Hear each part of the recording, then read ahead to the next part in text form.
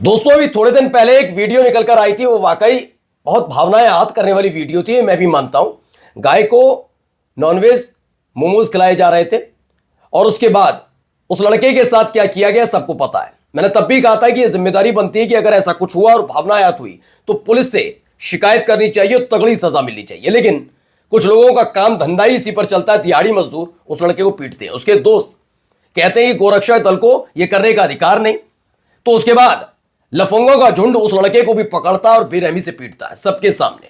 आज ये दिखाऊंगा, और ये कहीं और नहीं हो रहा, ये डबल इंजन की सरकार जहां गृह मंत्री अमित शाह वाली पुलिस बैठी रहती है उनके इलाके में हो रहा है, दिल्ली में। देश की राजधानी में लफंडरपन का, लफंगईपन का सारी हदें पार की गई। दिखाऊंगा आपको यह भी कि कहां पर पीट पीट कर एक व्यक्ति को मौत के घाट उतार दिया जाता है। दिखाऊंगा वो पत्रकार जो खास तौर पर हिंदू मुसलमान वाले मसले पर खेल करने की कोशिश करते हैं। उनको एक अंकल ने ऐसा लताड़ा है, मुंह इतना सा रह गया, अच्छा बीजेपी ये भी करती है, मालूम तो सब था, लेकिन ये नहीं मालूम था अंकल ऐसे नट बोल्ट कस देंगे।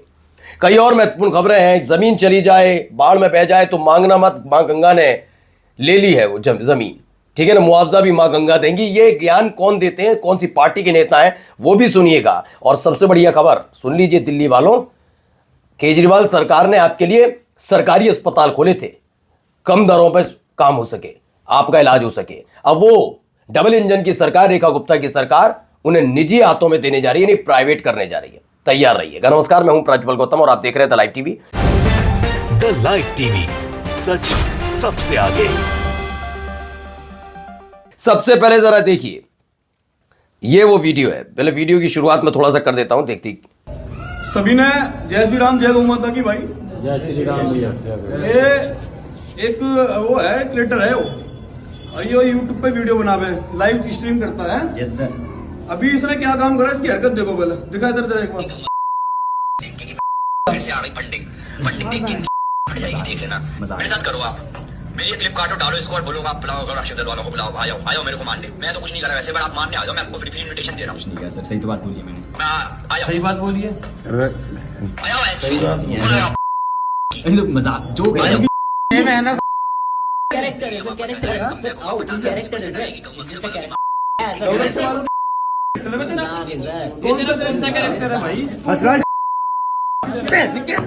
हाँ, ये करेक्टर, वो उसने कहा एक करेक्टर है। मैं कहता हूं उसने भी बहुत अच्छा नहीं किया इस लड़के ने, लेकिन करेक्टर तो तुम्हारा भी दिखता है। तुम कितने करेक्टर वाले हो।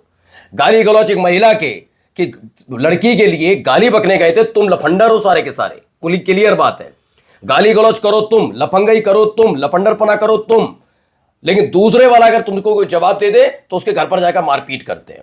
सोचिए कितना बेरहमी से मारा पीटा गया। इसीलिए मैं कहता हूं लाइफ जो है ना, जिंदगी में कब क्या हो जाए कुछ पता नहीं। इस दौर में इतना जहर, इतना नफरत घुल चुकी है लोगों में। मसला ये नहीं है कि मारपीट की गई, कभी भी किसी को कोई बात पर गुस्सा आ रहा है, कभी कुछ हो रहा है, बिल्कुल लाइफ एक तरीके से समझ लीजिए अनिश्चित काल में चल रही है। आप सड़क पर जा रहा है, पता ही नहीं चल रहा कौन कहां से आ रहा है, कहां का मसला है, पहले ये समझिए। ही इज आर्यन नेखा, इसके बारे में डॉक्टर नमो ने लिखा है। ये आर्यन नकीरा है जो किर्गिस्तान है, जो यूट्यूब स्ट्रीमर है। उनके दोस्त डोपरमैन को 4 दिन पहले गोरक्षा दल के सदस्यों ने बैल को चिकन मोमो खिलाने के लिए पीटा था। उसी शाम आर्यन ने इस भीड़ के द्वारा उठाई गई हिंसा के खिलाफ आवाज उठाई और कहा कि गोरक्षक दल को कानून हाथ में लेने का क्या अधिकार है। इस पर यह 100 लोगों के साथ दक्ष चौधरी नाम का आदमी पहुंचता है और अकेले खड़े 25 साल के आर्यन को पीटने चला गया। उसे दिल्ली पुलिस के सामने पीटा गया और दिल्ली पुलिस बस देखती रही। यह दिल्ली पुलिस का काम हो गया है। देखिए यहां पर भी वो वीडियो का अगला हिस्सा भी, इसमें थोड़ा सा और हिस्सा दिखा देता हूं। ये देखिए, ये देखिए अगला हिस्सा देखिए, कितने अच्छे आदमी। अभी देखिए पुलिस की देखो पुलिस वाला खड़ा, शर्म नहीं है इन सबको भी।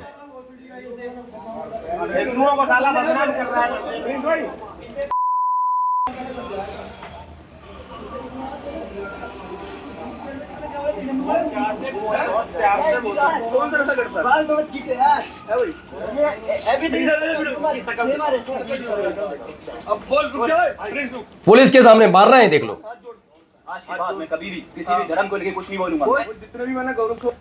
अब आप सुनिए गृह मंत्री महोदय अमित शाह जी, ये देख लीजिए। आप कहते हैं ना कि ये हो जाएगा वो हो जाएगा, घुसपैठियों से बाद में निपटना, अगर हिम्मत हो तो इनसे निपटिए। मैं बिल्कुल कह रहा हूं जिम्मेदारी के साथ। देश कानून से चलेगा, संविधान पर चलेगा, या लफंडरों के हाथ में दे रखा है। आप सोचिए दिल्ली में पुलिस के सामने मार रहा है ये आदमी, और कोई फर्क नहीं पड़ता। मैं तो कह रहा हूं इसने जो कहा, इस लड़के ने कहा कोई अच्छी बात कही नहीं कही। यह भी लफंगा कम नहीं है लड़का, लेकिन इसे सजा कौन देगा? कानून। यह है कौन? आपको सबको उसमें या तुम ये तुम वो पीओ के ले आएंगे। इन लफंगों का क्या किया अब तक? और खुल्लम खुल्ला करते हैं गुंडई। आगे देखिए वीडियो, एक और खबर जरा सुनते चलिए।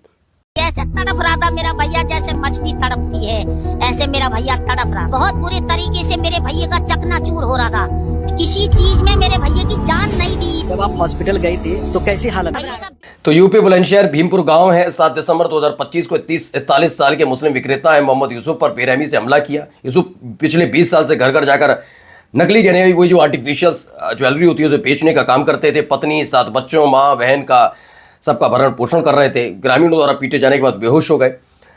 अस्पताल ले जाया गया, अलीगढ़ मेडिकल कॉलेज रेफर किया गया। उन्हें मन्नत अस्पताल ले जाया गया, लेकिन रास्ते में उन्होंने दम तोड़ दिया। पुलिस ने 2 आरोपियों भरत और राजेंद्र वर्मा को गिरफ्तार कर लिया और जांच चल रही है। अब आइए जरा इनको भी सुनिए। ये दीदी आई थी, अंकल को जरा सुनिए। मुसलमानों की लड़कियों से शादी करो, 5 लाख रुपए देंगे। ये बीजेपी वाले कह रहे हैं, ये सही है? ये सही है? मुसलमानी लड़कियों से शादी करो, 5-5 लाख रुपए देंगे, ये सही है? पूछा उनसे सवाल आपने?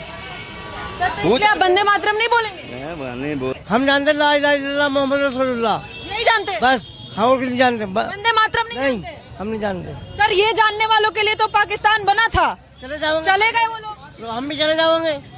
देश से मतलब नहीं है। अरे जाओ यार, क्यों मगज खा रहे हो खामोगा? बताइए, ये इनका काम रह गया आजकल। क्या इन्होंने बेरोजगारी, रोजगार, लफंगईपन जो हो रहा है उस पर, क्या इस पर कोई सवाल नहीं है आज देश के अंदर? मैं कह रहा हूं आज भी, चाहे इस धर्म के उस धर्म के, कोई बदतमीजी नहीं कर सकता। किसी की औकात हैसियत नहीं होनी चाहिए। ये देश इस देश से बड़ा कोई नहीं है, कोई भी नहीं।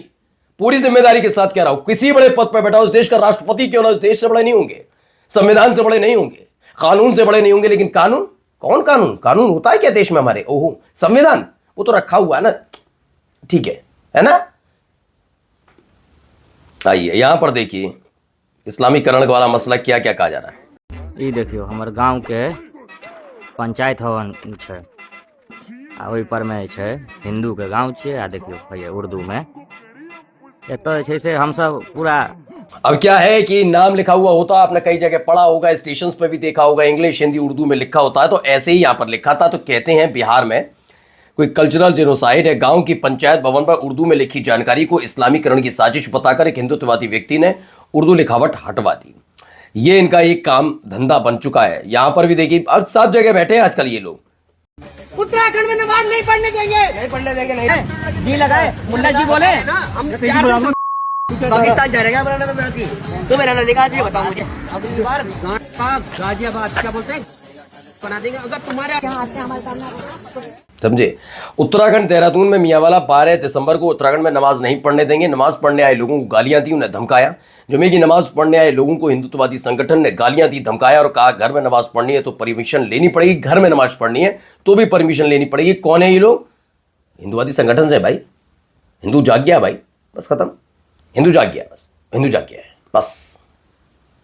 विधायक हो, सांसद हो, एसपी हो, दरोगा हो, सिपाही हो, डीजीपी हो, डीआईजी हो, डीएम हो, एसडीएम हो, सीडीओ, कौन हो तुम? कुछ नहीं, हम कुछ नहीं है, हम तो हिंदू हैं, जाग गए। आइए जरा जागे हुए हिंदुओं की कहानियां जरा इधर भी सुन लीजिए, नेताजी क्या कह रहे हैं। बिहार में काफी किसानों की जमीन जो है गंगा जी में समा गई। उनका कहना है कि मुआवजा तक नहीं मिला। सरकार अगर जमीन लेगी तो पैसा देगी। अब गंगा ने अगर जमीन ली है तो गंगा से मांगो। ये फर्रुखाबाद से बीजेपी के विधायक सुशील शाक्य, गंगा जी ने जमीन ले ली तो गंगा जी से मुआवजा मांगो। बिल्कुल ठीक बात है। जैसे वो था वो धीरेन्द्र शास्त्री, मोक्ष मिल जाता है। प्रयागराज भगदड़ में मारे गए लोगों को मोक्ष मिल गया था। ये इनकी और ये बहुत कहते हैं ना सनातन का निकाल ले, हम सनातन के प्रेमी हैं, ये हैं वो हैं। मैं तो कह रहा था जाओ सनातन प्रेमी वाली बात करते हो तो जवाब दे दो उन सबको जाकर, तो नहीं बात कर रहे आएंगे। Private agency take over construction finish projects, जैसा कि कुछ महीने पहले बताया था, केजरीवाल सरकार द्वारा शुरू किए गए 11 सरकारी अस्पतालों को भाजपा सरकार प्राइवेट हाथों में दे रही है। जनता के पैसों से बनाए गए अस्पतालों को प्राइवेट अस्पताल में क्यों बदला जा रहा है, ये जवाब कौन देगा? तैयार रहिएगा आप सब लोग। और विधायक जी का एक और है भाई, बहुत शानदार विधायक जी, जरा इनको भी सुन लीजिए, जरा सुनिए। आप तो सर जो आदेश करेंगे ना वो हो जाएगा पूरा। तो अपना खींच के बता दो ना अपन तो हम लोग खींच के जो बता दो ना तो 25% फिक्स रेट 25 तो अच्छा मैं भी समझ गया। मैं वैसे प्रधान पंचायत समिति मेरी वही पर प्रधान है 5 साल से और मैं 20 साल से सरपंच हूँ। काम मैंने भी खूब भी किया 30 कई कामों में 40 ही करते हैं 40 थोड़े ज्यादा फिर क्या वो या तो उनको आप फोन कर दोगे तो फिर मैं 50 लाख का काम कराइए, उसमें से 40% इन्हें दीजिए, काम हो जाएगा। बोलो भारत माता की जय, बोलो वंदे मातरम।